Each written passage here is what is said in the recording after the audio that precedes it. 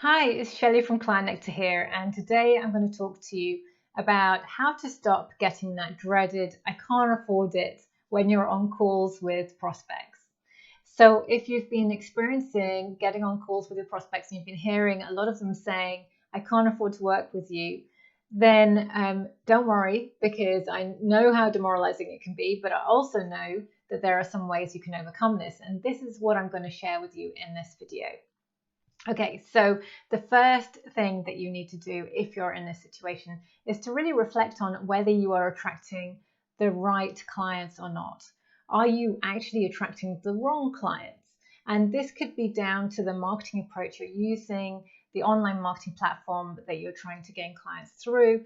That maybe that's all contributing to you attracting the wrong clients, who are your high caliber clients that you actually want to be able to work with. So that's the first thing you want to evaluate. I have a lot of people who come to me for help with LinkedIn because LinkedIn as a platform is a platform through which you can attract a lot more high caliber clients, high paying clients. And in my experience, typically I see a lot of people who are attracting clients through Facebook or Instagram, really, finding that they're attracting more of a mix of people who, and in some cases, people who can't afford what they really want to charge for their services. So that's the first thing to look at, and maybe you need to evaluate whether you're using the right online marketing approach or not to attract clients. And if you need help with starting to use LinkedIn, then you know where I am. So get in touch and we'll be able to help you with whether LinkedIn will work for you or not. So my second tip is to also look at what you're projecting onto the prospects when they come onto the calls, and think to yourself, am I projecting that they can't afford to work with me onto them? Am I doing this unconsciously? And this could be happening if you are actually afraid of charging what you want to charge for your services. Perhaps you put your prices up from where they were, and internally you yourself are saying, I don't believe that they're going to buy my services at this price. And so that it could be actually, giving you this result of hearing back from prospects they can't afford it. Because from my experience being in, doing sales for a long time and selling nearly 2 million in coaching programs myself, I've realized that our mindset really affects the sales that we make. So if you're going into these calls with a mindset of concern about what you're charging, or not feeling fully 100% comfortable, not really getting the value of what you're charging for your services, then that's the first place to start, and to do that work where you just shift those limiting beliefs around what you want to charge, and you start to look at what the value is and recognize the value of your services, and how that is way more than what you're actually asking for as an investment from your prospects. So that's my second tip. My third tip is to make sure that you're actually communicating the benefits of your services and your programs to your prospects when you're at that point where you're sharing with them how you can help them to overcome their problems and achieve what they want. Because in my experience, I see a lot of people who kind of get nervous at the point where they're actually doing the close and making the offer. And they're nervous and they don't really step into what they know about how they can help the other person overcome their problems and achieve the outcomes they want. So they're not coming across confidently, and in turn, the prospect is not feeling reassured. And so then they're coming back with, I can't afford to work with you, because they're not getting a sense of the value and the benefit to them of working with you. So that's another element to really look at, and to just think, how did I actually handle that close? What did I say when I was making my offer to the prospects? What have I been saying?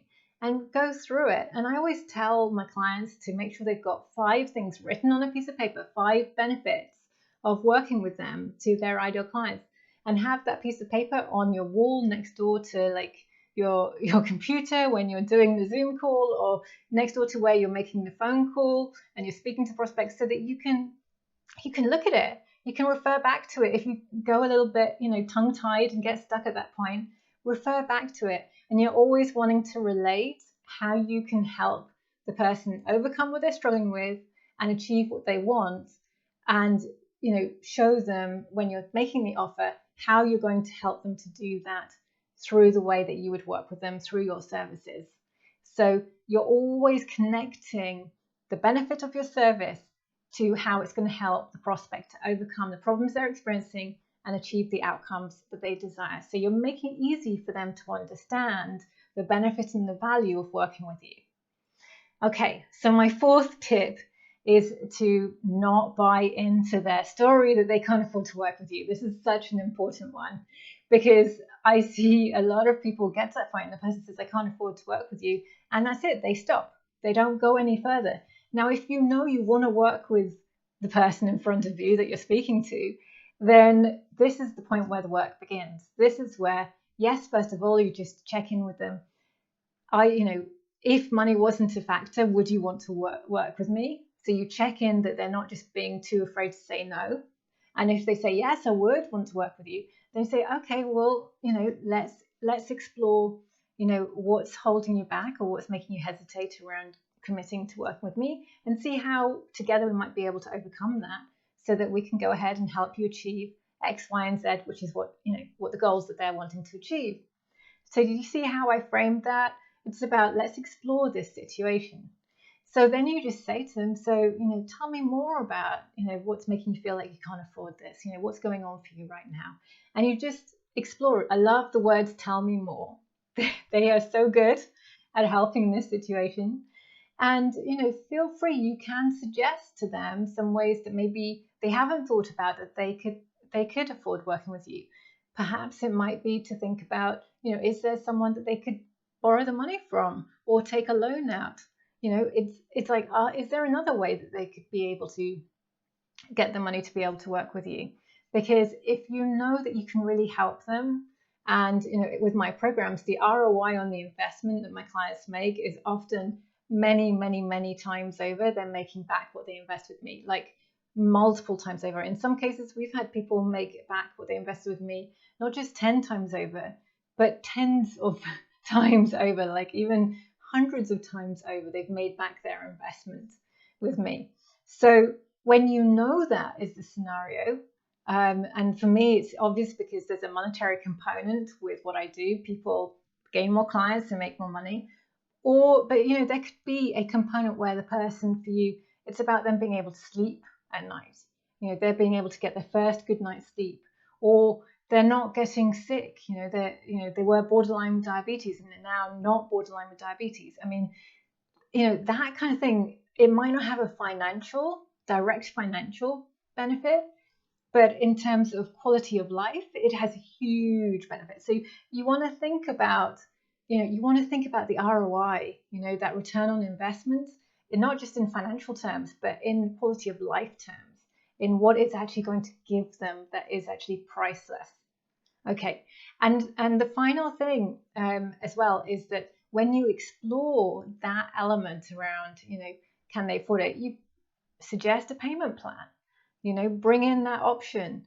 Quite a lot of times I find people go from I can't afford it to yes, I can, when they're given the opportunity to pay in installments and on a payment plan. So my final tip is also to not be afraid to challenge a little bit. Again, not buying into person's story. We're not going to be pushing them into sale because we don't need to, and we don't need to convince them to buy from you.